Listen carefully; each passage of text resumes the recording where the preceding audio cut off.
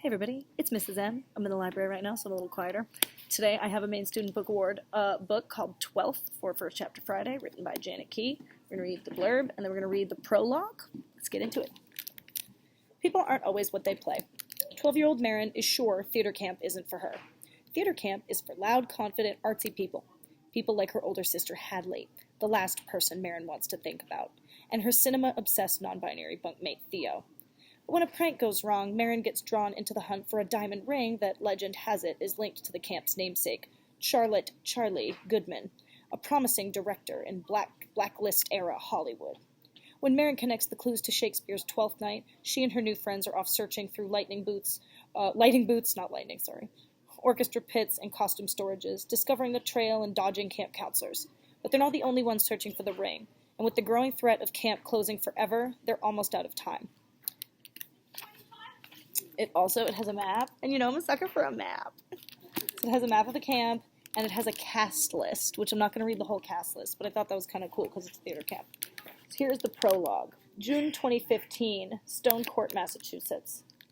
In every theater, no matter how large or small, there is one light that never goes off.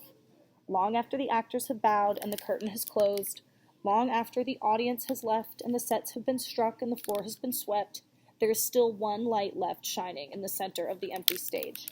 This light is called the ghost light. In part, the ghost light is left on to keep people from getting hurt in a dark theater, but more than anything, the ghost light is left on because theater people have a lot of superstitions. It's true. They believe in things that can and cannot be said, pre- and post-show routines, personal trinkets and tricks and good luck charms, and if they should fail to honor these just so, well, lights aren't the only type of ghosts in theaters. The ghost light of this story was shining on the auditorium stage at Camp Goodman, where Miss Maxine Bradley, the acting teacher, was performing her own pre-camp superstitious ritual. She was wearing a neon yellow visor over her snowy white hair, a bright purple unitard, and green leg warmers. As if her clothes weren't loud enough, she was also blasting a song on an old cassette player that leaked through her headphones and into the empty theater. Tomorrow she would greet another batch of campers, and she liked to dance around the stage a day in advance. It was a ritual she had performed every single summer of the camp's 60 years, and everyone knew Miss Bradley was the oldest instructor at the camp. She was halfway through her pre-camp dance when something made her pause. She wasn't sure what exactly. She hadn't heard anything. She couldn't have over her music, and she hadn't seen anything either, as the stage was empty. But something made her stop dancing, and that something made the hair on the back of her neck stand up. Miss Bradley was superstitious. Miss Bradley was superstitious about the hair on the back of her neck standing up. Slowly, she paused her music and lifted her headphones off. The silence of the auditorium swooped down on her as she spun on the spot, looking first at the stage behind her, then into the backstage wings, and then out into the audience.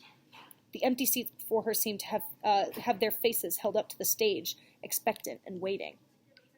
"Hello?" she called into the quiet. A buzzing sound came from behind her. She spun around and gasped as something dark skittered across the floor, then laughed in relief. The sound was just the ghost light, its bulb buzzing away. And the thing that made her jump? Only her own shadow. She laughed again and shook her head for working herself into such a fright. She was about to put her headphones back on when she realized her shadow was doing something unusual. It was growing darker and lighter, darker and lighter. She turned toward the ghost light again, more curious than afraid now, and saw a remarkable thing. The ghost light, the light that should never, ever go out, was flickering, brighter, then dimmer, brighter, then dimmer, and the electric buzz grew louder and softer with it. It was strangely hypnotic to watch, like the gentle pulsing of a jellyfish. Miss Bradley felt annoyed now. She didn't want to get caught in the dark, and she certainly couldn't safely conduct a class here tomorrow if the lights were on the fritz. She looked over her shoulder, into the dark space off stage, thinking she might be able to find someone there to help her. "Hello?" she called again. As if in answer, the buzzing of the bulb grew louder, the light brighter. It began to pulse even faster than before. Bright, dim, almost like a heartbeat, almost like it were alive, almost like the light was saying, "Hello, back." The hairs on the back of Miss Bradley's neck stood up even taller. She stepped closer to the light, squinting when it got its brightest. "Hello?" she whispered. This time the buzz was almost deafening, the light so bright she had to raise her hand to shield her eyes. In the metal frame she could make out her own reflection, stretched long and thin in the metal, and there was something behind her. Something else. Someone else.